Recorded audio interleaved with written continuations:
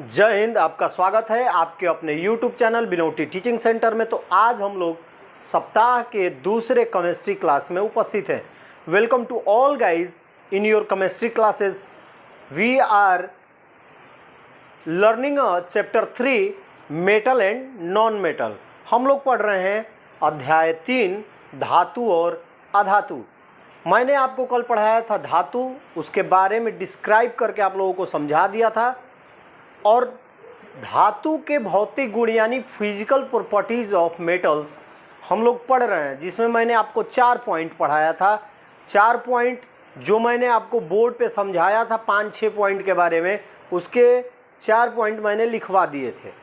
अब जो उसके बचे हुए पॉइंट है, चलिए उनके बारे में चर्चा करेंगे, समझेंगे और समझने के बाद इसको नोट करेंगे। तो हमारे 4 पॉइंट आप लोगों को उम्मीद है कि समझ में अच्छी तरह से आ गए होंगे। अब हम शुरू करते हैं आज अपना अगला टॉपिक, यानी फिजिकल प्रॉपर्टीज ऑफ मेटल्स के नंबर 5 की बात करते हैं। आप लोग देखिएगा कि किसी धातु को, आप लोगों को मैंने बताया था धातु कठोर होता है, चमकीला होता है तथा विद्युत का सुचालक होता है, यानी गुड कंडक्टर ऑफ इलेक्ट्रिसिटी होता है। यानी सीधी भाषा में कहा जाए तो बिजली को किसी धातु के द्वारा प्रवाहित किया जा सकता है। यानी लोहा हो, तांबा हो, एल्युमिनियम हो, आप लोग प्रायः देखें इनके वायर बनाए जाते हैं। कारण क्योंकि metals are a good conductor of electricity. धातु जो होते हैं वो बिजली के अच्छे सुचालक होते हैं। यही कारण है कि प्रायः लोहे, एल्युमिनियम और तांबों के तार बनाए जाते हैं, वायर्स बनाए जाते हैं। हमारा 5वां पॉइंट है विद्युत एवं ऊष्मीय चालकता, that means heat and electricity conductor. ये ऊष्मा के भी सुचालक होते हैं और बिजली के यानी इलेक्ट्रिसिटी के भी सुचालक होते हैं, कंडक्टर, गुड कंडक्टर होते हैं। लोहे की छड़ को यदि हम गर्म करते हैं तो देखिएगा कि वो तप्त हो जाती है, इतना तप्त हो जाती है कि हम उसे बिना कपड़े या बिना किसी दस्ताने के नहीं पकड़ सकते हैं। यानी कहा जाए तो हम अपने सामान्य हाथों से उसको नहीं पकड़ सकते हैं। दैट मीन्स जब वो गर्म होता है तो अपने आप में ऊर्जा को अवशोषित करता है, यानी उससे ऊर्जा प्रवाहित होती है, ऊष्मा प्रवाहित होती है। तो इसका सीधा सीधा रिजल्ट क्या है कि धातु जो होती हैं वो ऊष्मा यानी हीट के गुड कंडक्टर होते हैं, अच्छे सुचालक होते हैं। दूसरा है विद्युत चालकता। मैंने आपको पहले ही बताया कि प्रायः लोहे, एल्युमिनियम तथा तांबों के ही तार बनाए जाते हैं। यही कारण है कि मेटल्स जो होते हैं वो हीट एंड इलेक्ट्रिसिटी के गुड कंडक्टर होते हैं। हमारा 5वां पॉइंट इसी को दर्शाता है। सभी धातुएं ऊष्मा एवं विद्युत की सुचालक होती हैं। That means metal are good conductor of heat and electricity. यानी धातुएं विद्युत धारा तथा ऊष्मा के अच्छे सुचालक होते हैं, गुड कंडक्टर होते हैं। यही कारण है कि धातुओं को ऊष्मा के सुचालक होने के कारण उन्हें एक निश्चित टेम्परेचर पर गर्म करके उन्हें पीट कर चादर या खींच कर तार का रूप दे दिया जाता है। अब हमारा 6ठा है, आपको दिखाई दे रहा होगा, फिजिकल स्टेट, दैट मीन्स भौतिक अवस्था। तो सीधी सीधी बात, भौतिक अवस्था कि ये देखने में कैसे होते हैं, ये कैसे होते हैं, देखने में किस प्रकार से होते हैं। तो सामान्यतः कमरे के ताप पर कोई मेटल जो होता है यानी धातु जो होता है वो ठोस अवस्था में पाया जाता है। एक्सेप्शन पारा। पारा जो है, पारा एक ऐसी धातु है जो कि सामान्य ताप पर द्रव रूप में रहती है। एक्सेप्शन में याद रखिएगा, ऑब्जेक्टिव क्वेश्चन प्रायः पूछ देता है कि कौन ऐसी धातु है जो सामान्यतः यानी जनरल टेम्परेचर पे या नॉर्मल टेम्परेचर पे लिक्विड स्टेट में होता है। तो आप डायरेक्ट लिखेंगे पारा, इसका सूत्र होता है Hg, याद रखिएगा। यानी भौतिक अवस्था, धातुएं सामान्यतः कमरे के ताप पर, यानी कमरे के ताप दैट मीन्स नॉर्मल टेम्परेचर पे धातुएं ठोस अवस्था यानी सॉलिड में होती हैं, लेकिन अपवाद में पारा एक ऐसा धातु है जो कि द्रव अवस्था में पाया जाता है। ये हमारा छठा क्वेश्चन, छठा टॉपिक था, छठा पॉइंट था। यानी कमरे के ताप पर धातुएं सामान्यतः ठोस होती हैं, सिर्फ मरकरी जिसको पारा बोलते हैं सामान्य ताप पर द्रव रूप में पाया जाता है। Metals are solid at room temperature exception mercury. ठीक है। अब हमारा सातवां आता है। सातवें के बारे में मैंने आपको कल पढ़ाया था कि हथौड़ी से पीटे जाने पर धातुओं में एक विशेष प्रकार की ध्वनि उत्पन्न होती है जिसे मेटेलिक साउंड या धात्विक ध्वनि कहा जाता है। यानी हम किसी भी धातु को जब पीटते हैं तो उसमें से एक ध्वनि निकलती है जिसे धात्विक ध्वनि कहा जाता है, मेटेलिक साउंड कहा जाता है। तो ध्वनि देखिए, हथौड़े से पीटे जाने पर धातुओं से एक विशेष प्रकार की ध्वनि उत्पन्न होती है जिसे धात्विक ध्वनि कहते हैं। Metals produce ringing sound, so metals are called sonorous. ये आपके 3 पॉइंट हो गए, 5, 6 एंड 7। कल आप पढ़े थे 4 पॉइंट। अब बचे हमारे 3 पॉइंट्स। उम्मीद है ये तीनों पॉइंट्स आप लोगों को अच्छी तरह से समझ में आ गया होगा। तो चलिए इससे थोड़ा भास्ट की ओर हम चलते हैं। इसको नोट कर लीजिए, फिर हम लोग अपना 3 और पॉइंट नोट करेंगे।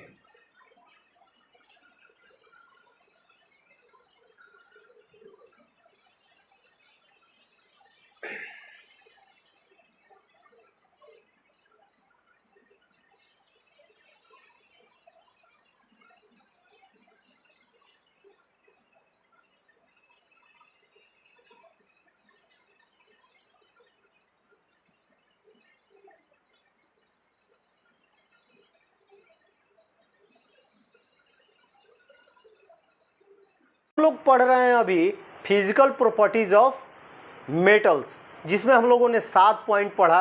उम्मीद है आप लोगों को समझ में आ गया होगा।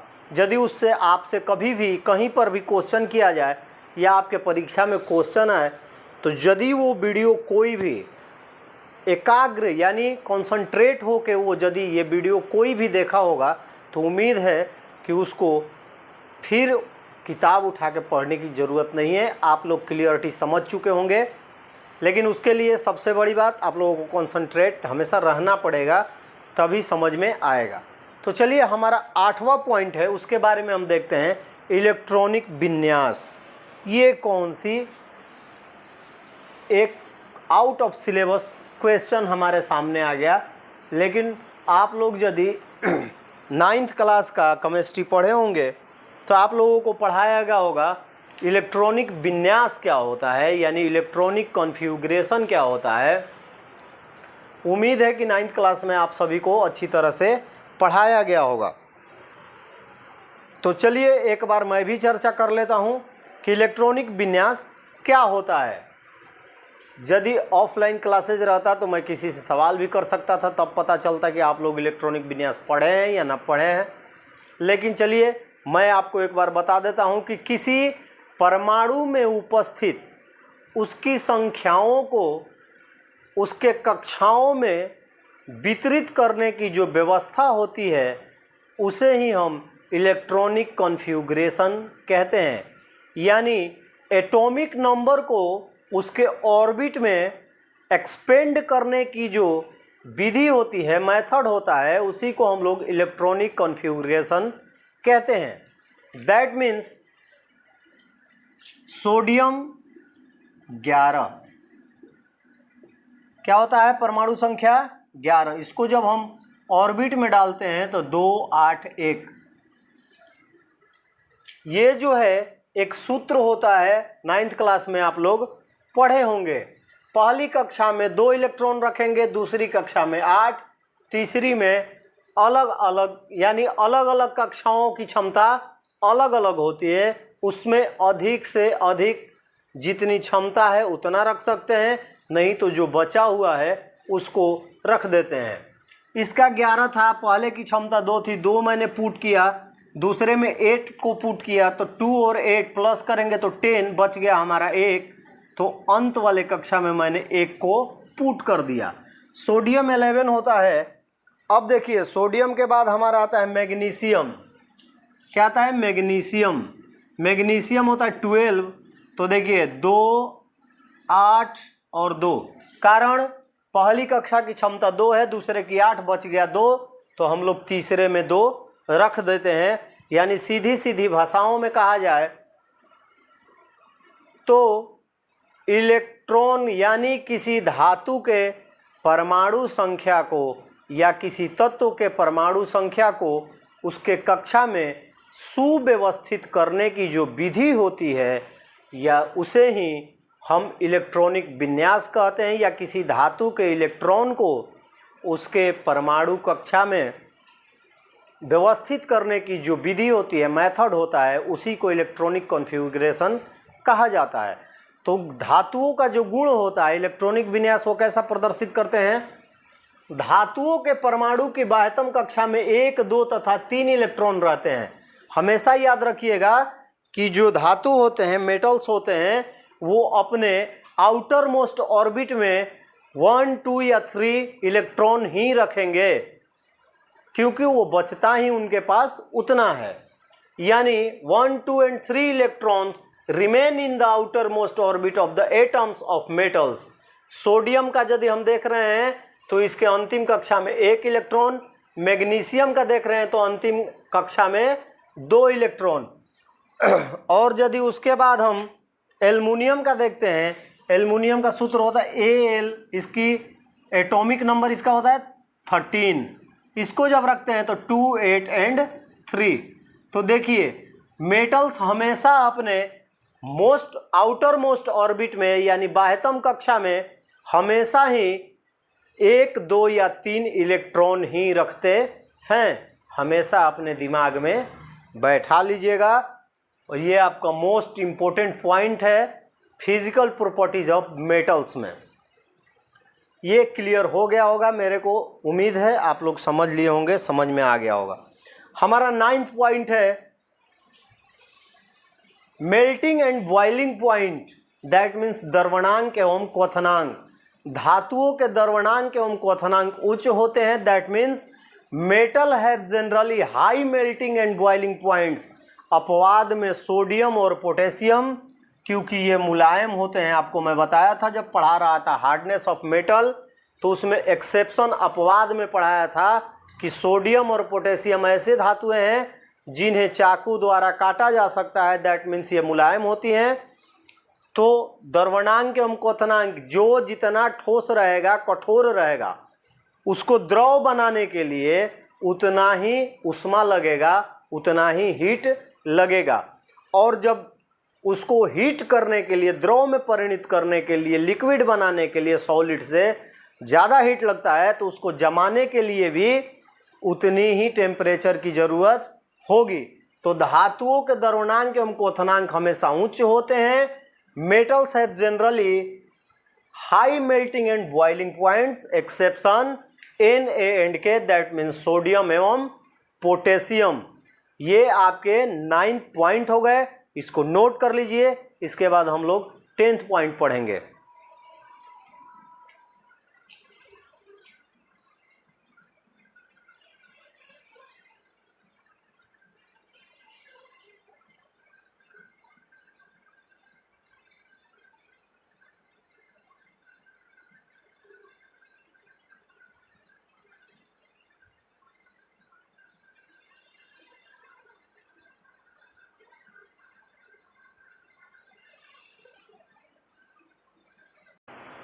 हमारे फिजिकल प्रॉपर्टीज ऑफ मेटल्स के 9 पॉइंट कंप्लीट हो चुके हैं। उम्मीद है आप लोगों की क्लियरिटी हो चुकी होगी। अब चलिए हम अपने 10th पॉइंट के बारे में पढ़ते हैं। 10th पॉइंट है विद्युत धनात्मक गुण, दैट मीन्स इलेक्ट्रोपॉजिटिव प्रॉपर्टीज। अब ये भी एक नया है, मैंने जब समझाया था तो मैंने तो ऐसा कुछ बताया नहीं था। आप लोग भी बोल रहे होंगे कि क्या क्या मेरे को अब पढ़ा रहे हैं, पहले क्या समझाए थे। तो ऐसा कुछ नहीं होता है। घोड़े को ज़्यादा दौड़ाइएगा तो वो जल्दी थक जाता है, इसीलिए घोड़ों को धीरे धीरे दौड़ाया जाता है। तो विद्युत धनात्मक गुण, दैट मीन्स इलेक्ट्रोपॉजिटिव प्रॉपर्टीज जो होता है, यानी मान के चलिए कि आपके धातु और अधातु के 10th का शुरुआत हो चुका है, बिगिन। अब हम लोग शुरू किए अपना चैप्टर रियलिटी में मेटल एंड नॉन मेटल। विद्युत धनात्मक गुण ये क्या होता है इसके बारे में हम लोग पढ़ेंगे। आप लोग विद्युत धनात्मक गुण हम लोगों ने पढ़ा इलेक्ट्रॉनिक विन्यास। इलेक्ट्रॉनिक विन्यास में आपकी क्लियरिटी हो गई है कि किसी भी मेटल के वैलेंस सेल, दैट मीन्स अंतिम कक्षा में 2 8 1, दैट मीन्स 1 इलेक्ट्रॉन रहते हैं। ये आप लोगों को मैंने अभी समझाया कि इलेक्ट्रॉनिक कॉन्फ़िगरेशन में धातुओं के अंतिम कक्षा में 1 2 या 3 इलेक्ट्रॉन ही रह सकते हैं। तो यहाँ पे एक देखिए आप लोगों के लिए शब्द आया होगा संयोजी सेल। क्या है? संयोजी सेल, इंग्लिश में बोलते हैं वैलेंस सेल। तो किसी भी इलेक्ट्रॉनिक विन्यास में अंतिम कक्षा को संयोजी सेल बोला जाता है। संयोजी मतलब ये कनेक्ट करता है। ये क्या करेगा? जिसमें कम रहेगा वो त्याग करता है, देता है किसी को, और जिसमें ज़्यादा रहेंगे वो लेता है, यानी ग्रहण करता है, एक्सेप्ट करता है। तो विद्युत धनात्मक गुण होता क्या है कि मेटल्स के संयोजी सेल में हमेशा 1 2 या 3 इलेक्ट्रॉन ही रहते हैं। तो यदि आपसे कोई 10 रुपया मांगेगा तो आप सोचेंगे, लेकिन यदि आपसे कोई 1 रुपया मांगेगा तो आप उसको दे देंगे। बात समझ में नहीं आई। 281 सोडियम Na11, इसके अंतिम कक्षा में 1 इलेक्ट्रॉन ये इसका आसानी से क्या करता है? त्याग कर देता है और खुद को बना लेता है Na+ पॉजिटिव, दैट मीन्स धनायन। ये अपने आप पे क्या करता है? प्लस आवेश को ले लेता है। ये इसका इंडिकेट करता है कि इसने अपने इलेक्ट्रॉन का त्याग किया, अपने इलेक्ट्रॉन को क्या कर दिया है? दान कर दिया है। ये दानी आदमी है। कैसा आदमी है? दानी आदमी है। दानी आदमी होता है जिसके पास, मेरे पास है तब ना दान करूंगा, मेरे पास है ही नहीं तो मैं दान क्या करूंगा। क्लियरिटी? यानी विद्युत धनात्मक गुण, दैट मीन्स धातुएं विद्युत धनात्मक होती हैं। क्या होती हैं? विद्युत धनात्मक। इस पे हमेशा ही प्लस का चिन्ह रहता है। कारण क्या है? अर्थात इन धातुओं के परमाणु अपने संयोजी सेल के इलेक्ट्रॉन को आसानी से त्याग कर धनायन में परिवर्तित हो जाते हैं। Metals are electropositive, that is the atom of these metals can easily lose and electron in their valence shell and the convert into a cation. ये अपने आप पे क्या करते हैं? धनायन को और प्रेजेंट करते हैं, दिखाते हैं कि मैं हमेशा ही धनात्मक रहता हूँ। ये इसका बहुत ही गुण होता है। इसका कारण क्या है कि इलेक्ट्रॉन धातु के अंतिम कक्षा में 1 2 या 3 इलेक्ट्रॉन उपस्थित होते हैं, जिसके कारण ये उसका त्याग आसानी से कर देता है। यानी ये एक्सेप्ट नहीं करता, ये क्या करता है? गेन कर देता है अपने इलेक्ट्रॉन को दूसरे किसी एलिमेंट्स के साथ या नॉन मेटल के साथ। ये क्या करता है? उसको त्याग देता है, एक्सेप्ट नहीं करता है, डी एक्सेप्टेड कर देता है। समझ गए? मैग्नीशियम है Mg12, इसके अंतिम कक्षा में 2 इलेक्ट्रॉन, ये क्या करता है? अपने इलेक्ट्रॉन को त्याग करके Mg+ बना लेता है। Mg+, दैट मीन्स जैसे ही आप देखेंगे कि किसी एलिमेंट्स पे या किसी मेटल्स पे प्लस का चिन्ह है तो सीधी सीधी समझ जाइएगा कि ये जो है विद्युत धनात्मक है, दैट मीन्स मेटल है। ये अपने इलेक्ट्रॉन का त्याग किया है, ये किसी को अपना इलेक्ट्रॉन दे दिया है भाड़े पे। उम्मीद है आप लोगों को ये कंसेप्ट समझ में आ गया होगा कि विद्युत धनात्मक गुण धातु क्यों प्रदर्शित करता है। तो आज के लिए बस इतना ही। आप लोगों का physical properties of metals complete हो गया है। उम्मीद है आप लोगों को क्लियरिटी हो चुकी होगी, समझ में आ गया होगा। यदि आपको कहीं दिक्कत होता है तो कमेंट बॉक्स में एक बार कमेंट जरूर कीजिएगा, और जो भी इस वीडियो को देख रहे हैं ज़्यादा से ज़्यादा अपने सर्कल में शेयर करेंगे। दूसरी बात, आप लोग कमेंट कीजिएगा, लाइक कीजिएगा। कमेंट इसलिए कीजिएगा ताकि मेरे को भी लगे कि वीडियो आप लोग देख रहे हैं। तो चलिए फिर मिलते हैं कल फिजिक्स के क्लास में। तब तक आपको जय हिंद, अपना ख्याल रखिए, बड़ों का सम्मान कीजिए।